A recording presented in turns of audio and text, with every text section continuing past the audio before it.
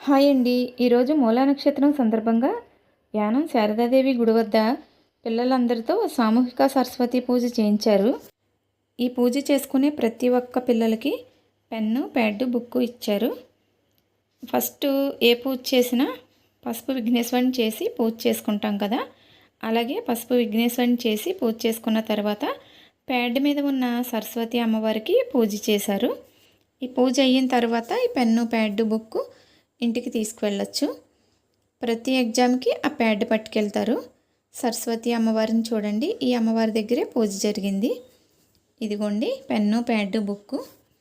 ఇక్కడ పూజ చేసుకున్న ప్రతి ఒక్క పిల్లలు ఎగ్జామ్కి వెళ్ళేటప్పుడు ఈ ప్యాడ్, పెన్ను కంపల్సరీ పట్టుకెళ్తారు. స్కూల్కి వెళ్ళే పిల్లలు, కాలేజ్కి వెళ్ళే పిల్లలు ఇక్కడ ఇచ్చిన బుక్కే ఫస్ట్ యూజ్ చేస్తారు. ఇక్కడ అమ్మవారిని దర్శించుకున్న వారికి ఏం కోరుకున్నా జరుగుతుంది. అమ్మవారు చాలా మహిమగల శారదాదేవి.